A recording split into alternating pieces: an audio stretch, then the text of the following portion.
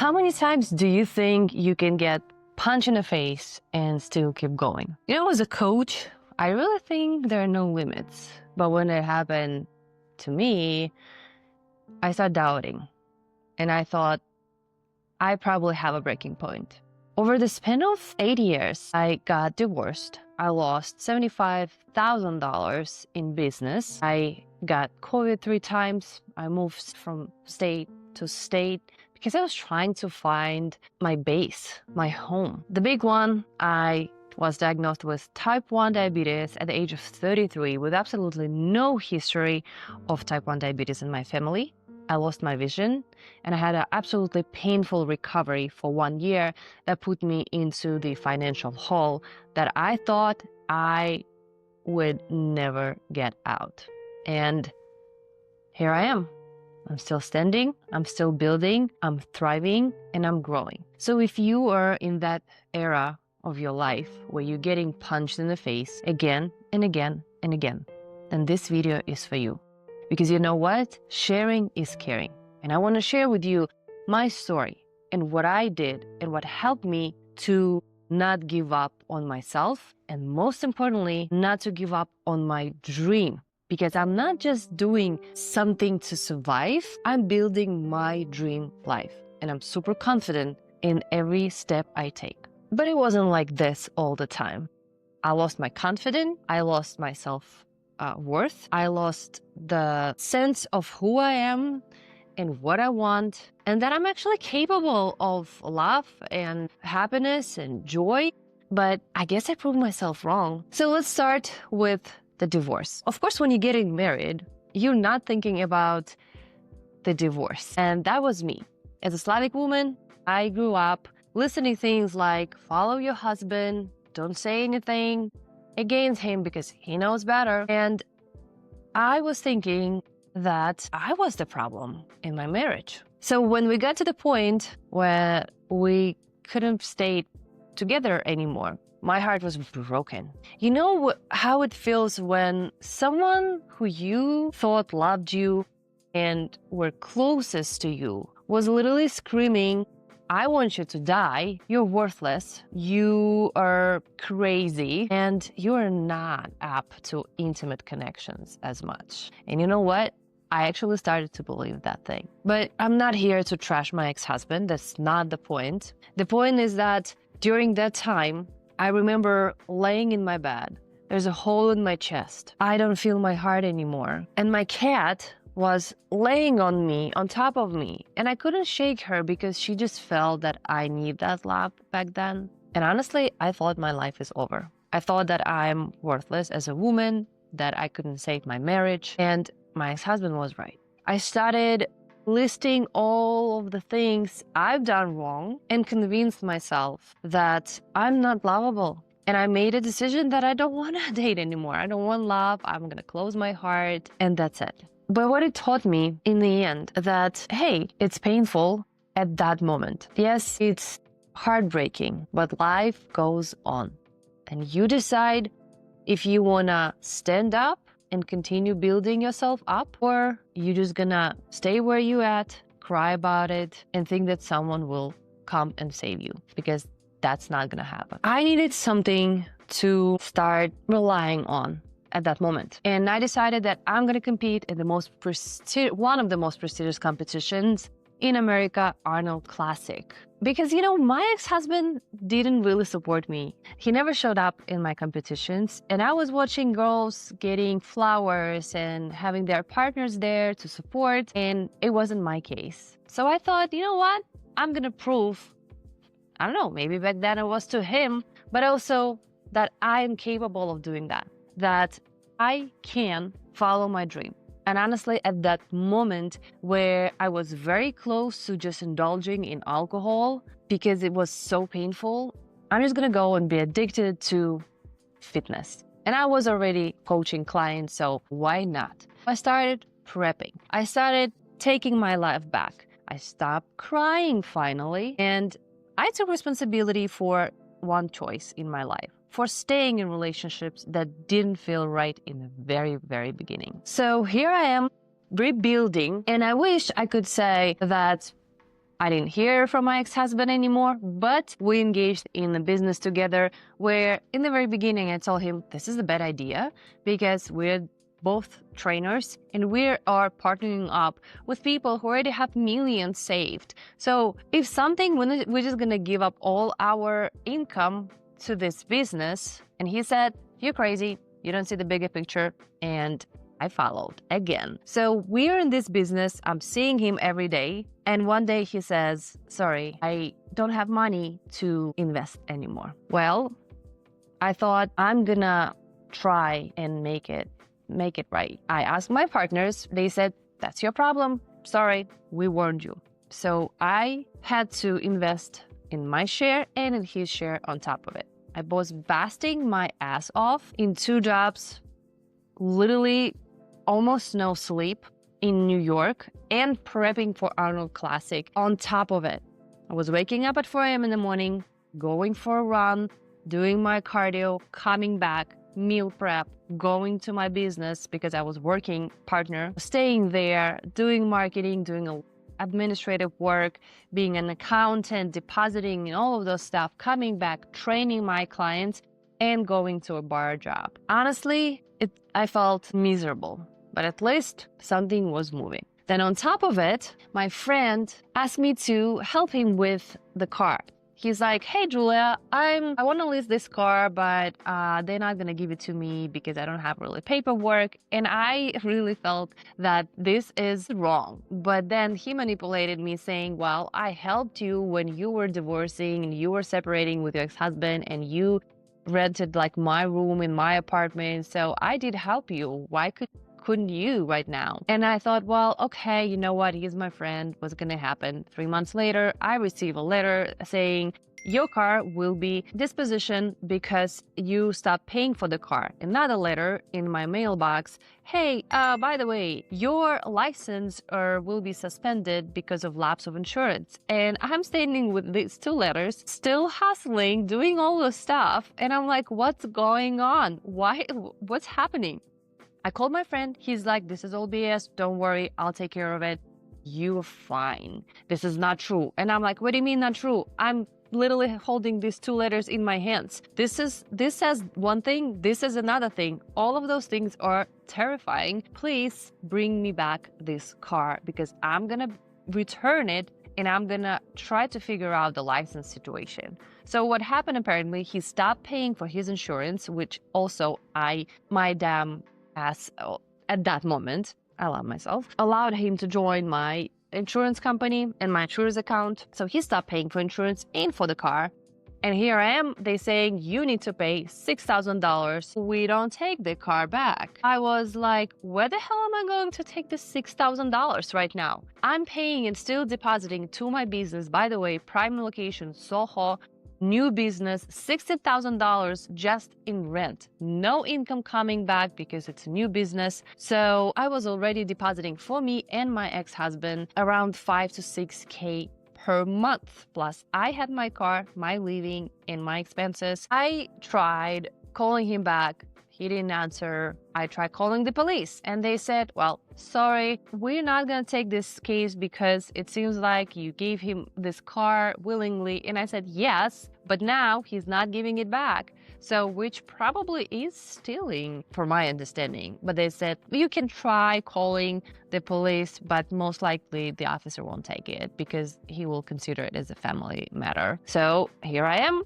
I had to figure this out, and I did. I took back this car. Literally, my heart was pounding when I had 2 of my friends helping me with other police officers taking this car, and my friend was screaming that he's gonna kill me. Apparently, a lot of people wanted to kill me back then. So I took this car. I gave it back. I had to pay $6,000, and that taught me a lot. That taught me that, hey, don't be stupid and trusting everyone or anyone at that matter with something as important as this. And you know what? It's not that I was stupid. It's just I probably didn't have enough boundaries back then. And I was kind to the point where it was just blinding me, blinding the, hey, no, this is taboo. I don't do these things, right? But this is not the end. So after all of this, I decided that I don't really need and want this business because this wasn't my dream. I came to my partners and I laid it out and I said, hey, this is not what I want in life and I don't want to be in here anymore. They said, fine, but we can't really cover every expense, but we're going to pay you back somehow. So I invested $75,000 in my business. And again, I trusted my partners. I didn't want to deal with lawyers at that moment. And they said they're going to pay me back K, which I was like, better than nothing. So a couple years later, as you can guess, nothing came into my account. I also had to hire a lawyer afterwards because they were accusing me and something was not right in the business. And of course, as I asked them, do we need to sign any papers? They said, no, we're going to take care of it. Again, trusted, but should have done that. I'm in the middle of $75,000 in debt. And that money wasn't just money for me to go and shop. It was literally money for my life and surviving. Now, I'm at this moment approximately already 6 years in the country because I moved in 2011. This was all what I had. And now I had nothing. I'm living in the state I don't want to live in. I'm working my ass off for, I didn't even understand for what. So I decided that I have to change the environment because what was happening back then, all the gossips, it was just so overwhelmingly a lot for me to take in and digest and deal with this, that when COVID started, I decided I have to move.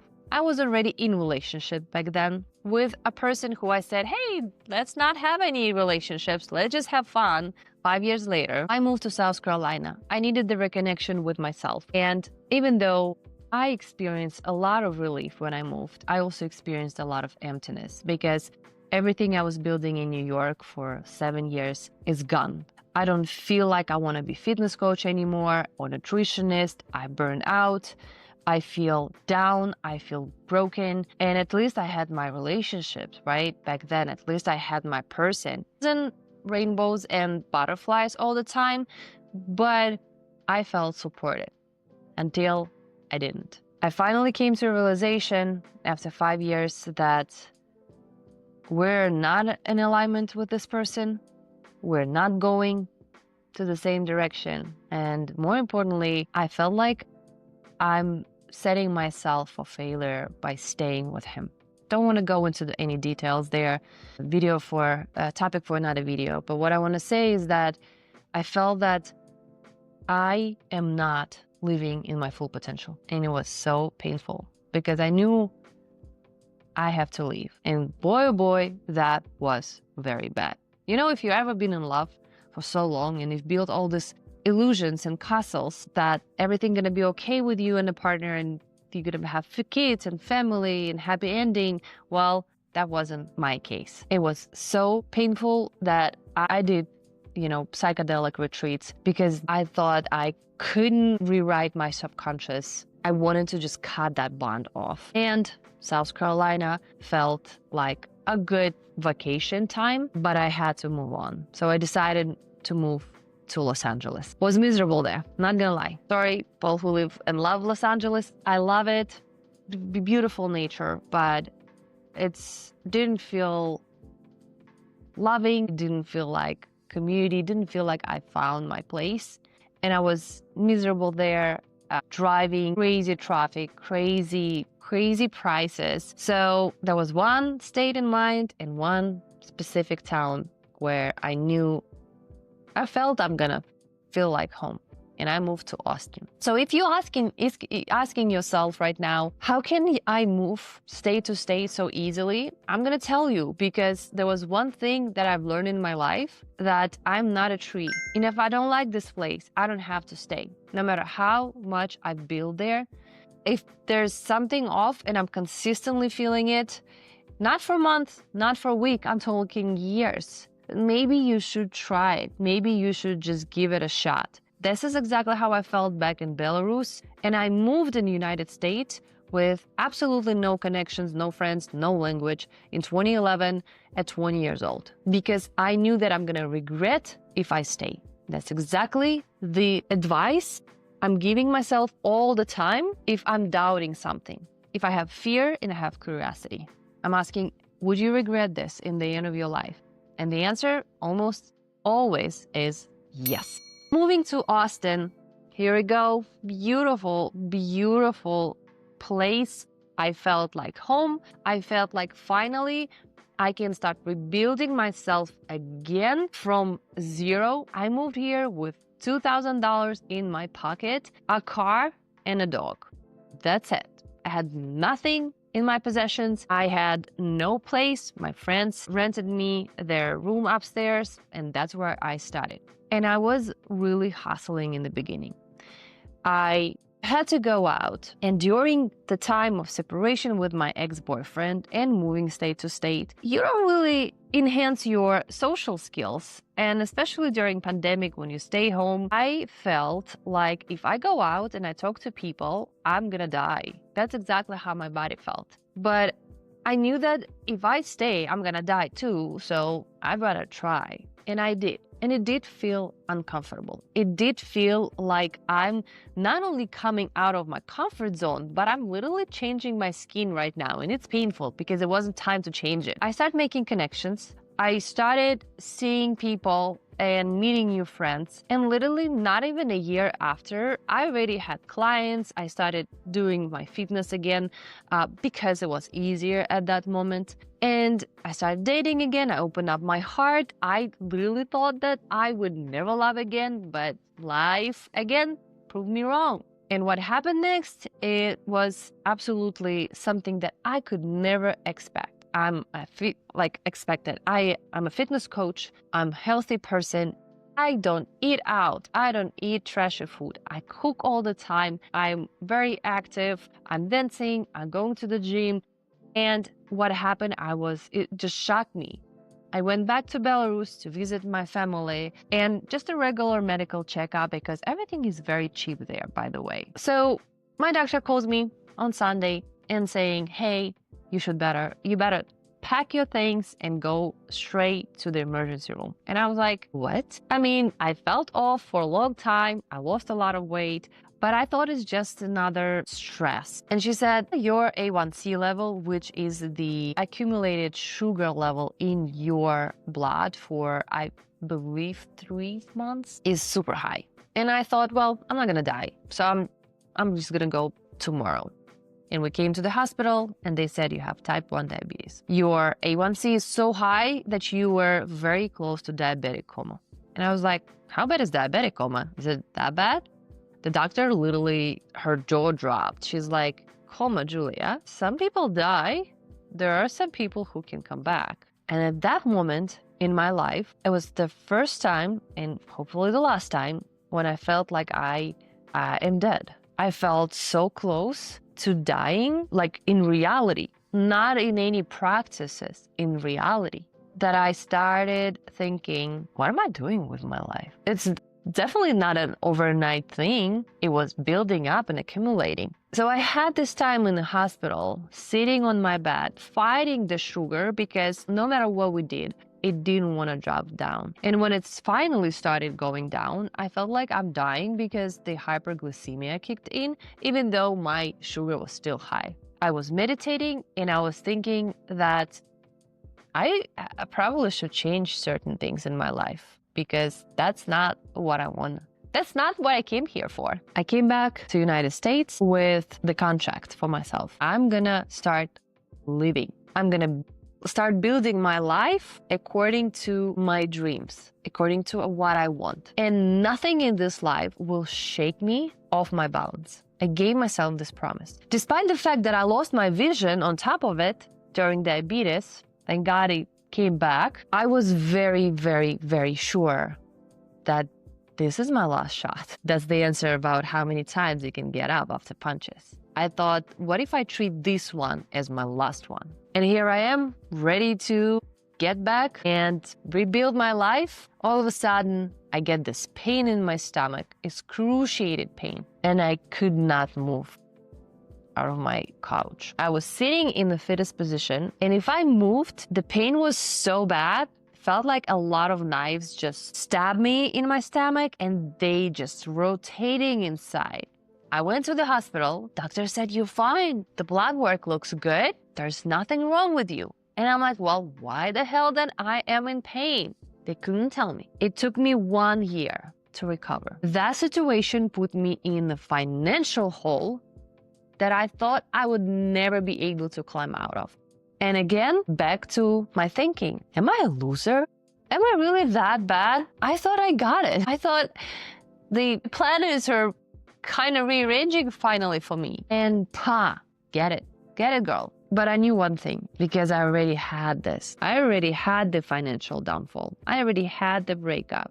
I already had all of the bad things in my life. So this time is no different. This time, I'm gonna do it my way. Not because I'm afraid of judgment, not because I think that this is the way that we all should follow because of the society or my parents or whatever else, whoever else was telling me to do the opposite. I said, no, I'm gonna do this, but I'm gonna do it wisely this time. So I had to drop my ego below anything, which I literally thought I didn't have at that moment, and go find a regular job. But not a regular job. I decided, well, if I'm gonna suffer, let me suffer with something that I love. So I found the managerial job in a franchise that started, and I started teaching kids dancing. I'm a professional dancer. So that was a joy. And then I started building that business back up from the ground. And I took another fitness job. So here I go, step by step by step by step, I was coming back. And I promised myself that this is temporary. I'm not gonna stay there. I'm gonna start my YouTube channel again. I'm gonna start my coaching business, and I'm gonna start doing another business that I was afraid to admit I was interested in. And here I am, not long time from all of those things happen. 2023, when I was diagnosed with diabetes. 2024, technically, when I spent almost entire year in pain with no financial income, stability, no clients, no ideas, and no desire. And I'm back. Not only I'm back, I'm flying. Of course, I don't want to tell you that this happened overnight. Of course, I don't want to tell you that I was like, yeah, let's go. Rainbows and butterflies. Ooh, I'm fired up. But of course, it took years for me to coach myself, to reinvent myself, to start to see the limiting beliefs that I had, applying all the coaching tools I've learned that I've done for my clients, and reteach my brain to never freaking give up and to see that everything that happens is for me and nothing else matters, but you keep going because you're doing now what you actually want to do in your life, what you are here for. And if that's gonna change, freaking perfect, then you're gonna follow that passion. And I can tell you, but I started my investing portfolio this month actually, which was also terrifying for me. I started dating again. I have 2 businesses. I have beautiful course that I'm teaching. I have clients, I have community, I have my hobby, I have everything. And it wasn't a gift from someone. It was a gift for me, from myself, with the help of the universe and God. And I believe in it 100%. So my love, if you in that position right now, where you feel like you are tired from getting punches from left to right, I want to tell you these 3 things. First, no matter what happens, don't ever let doubt to creep in and to take you into the hole of, I'm not worthy of a happy life. Because this is not true. This is fear speaking. This is generations of limiting beliefs speaking. Society, you are not that person. Always believe that no matter what happens, you can find the way out. And better off, find a support. I had mentors, I had therapists, I had my friends, I had a coach. Because even though with all my knowledge and all my ability to lift others and to help them, I needed that help from outside. It's very hard to do it on your own. Second thing, look back and see what exactly those punches are teaching you and set it as the rule that you will never break anymore. If the punch taught you that the person you were with was an illusion, you saw him this way. You wanted him to be this way. But in reality, he never was. He didn't respect you. He didn't want the same thing that you wanted. Then the lesson is, give it to yourself first. Respect yourself first. Love yourself first, so you are not accepting any other treatments than that. I guarantee you, you will see other people around you and other men around you with different values. And number 3, take actions. Take actions if you don't even know what kind of actions you should take. But don't stop. They don't have to be perfect. You don't have to figure this thing out right now. But what you do need to do is to show your brain that you are still moving, one little step at the time, and celebrate those little steps. When I found 9-to-5 job, my first initial thought was, wow, from a coach to a 9-to-5 jobber. And don't get me wrong, I'm not saying it's bad. I'm just saying for me, right? That's how I felt about myself. But then I said, hey, this is a win, because now at least we are seeing the increase in our bank account, not decrease. This is win. This is not forever, and this is for the time being. And if you need to feel a specific way for some time, set this time for yourself. Give yourself a week. Give yourself 3 days and feel it. Don't push it. Name it. I'm sad. I'm angry. I'm frustrated. I'm everything right now, and let it in. Suck in it and stay there for as long as you need, not longer than a week, please. And set the first step. Reach out to your friend. Reach out to groups. Start looking online. What do you need? Where you need to go? Set those first steps. They are important. Continue building, because first step will give you second step, will give you people maybe, will give you connections, will give you ideas. And standing where you are, not gonna give you anything. So my love, this is my story about how many times you could get those punches in your face and still keep going. I left out a lot of details. I didn't want to bore you in this video. But I hope this was helpful. And if it was, please subscribe to my channel. And share this video if you feel like it's gonna help someone. Because again, sharing is caring, right? And I also have a lot of helpful links below, from free workshops to other shorter videos that really, I believe, will help you too. And if you need help, if you need support, you can DM me on my Instagram account. Again, links in the description below. Or you can schedule a free discovery call and we can chat and start from there. That might be your first step. All right. Thank you so much. Thank you for joining, and until the next time.